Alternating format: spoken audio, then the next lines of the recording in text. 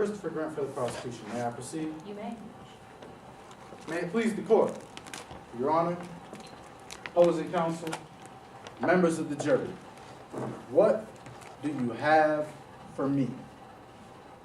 These are the words that came out of the defendant's mouth when discussing with Mr. Bancroft whether or not she should vote for her proposal to obtain a new casino license.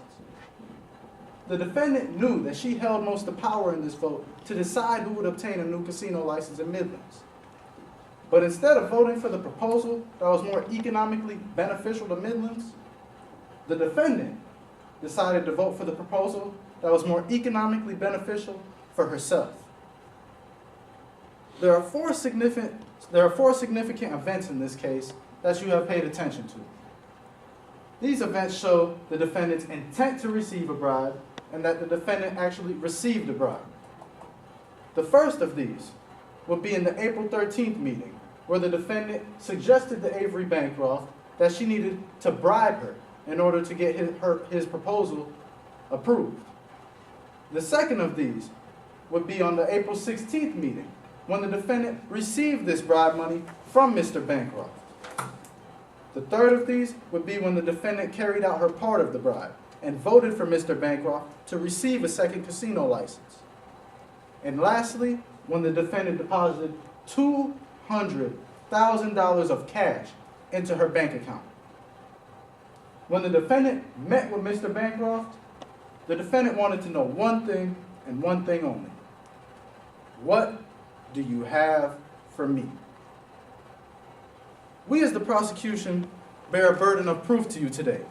We have to prove to you three elements beyond a reasonable doubt.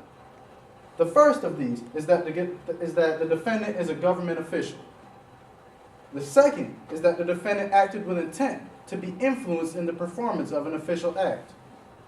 And the third is that the defendant received something of value or benefit in exchange for being influenced in the performance of an official act.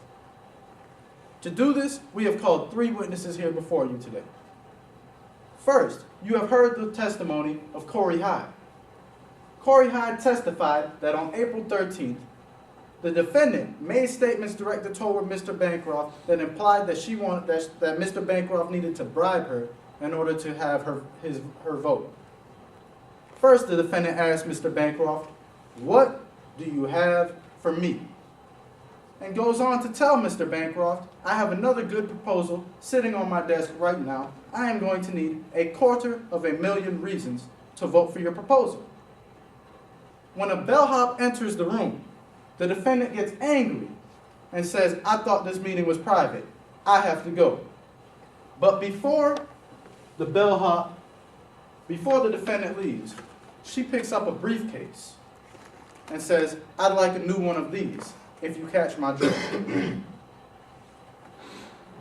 Now, Corey Hyde testified to buying this briefcase for Mr. Bancroft, and then giving it to Mr. Bancroft.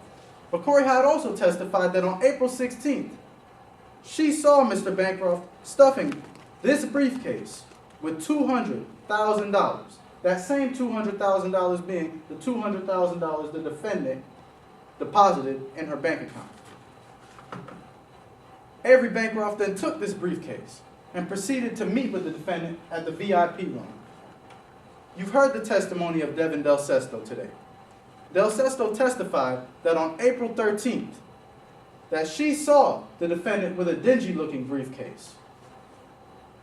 Devin Del Sesto also testified that on April 15th, she received this briefcase and brought it to Corey Hyde's office, and that the next time she saw this briefcase was on April the 16th, when the defendant and Mr. Bancroft were playing poker. The defendant, Devin Del Sesto, testifies that this briefcase was next to the chair of Avery Bancroft, and that the defendant had her shabby-looking briefcase next to her. But Del Sesto testifies to later seeing Chase Covington walk out the casino with this briefcase. This briefcase being the same briefcase that Avery Bancroft put $200,000 in exchange for the defendant's vote on the Gambling Commission. The prosecution has brought three witnesses before you as well. The prosecution has brought Allie Thomas to come to the witness stand and say that she never saw the two exchanged briefcases. But Allie Thomas couldn't even see what was going on underneath her table. Allie Thomas can't even tell the difference between the two briefcases. Chase Covington came to the stand and she denied that she took a bribe. But Chase Covington is the defendant. It's in her best interest to make up anything on the stand.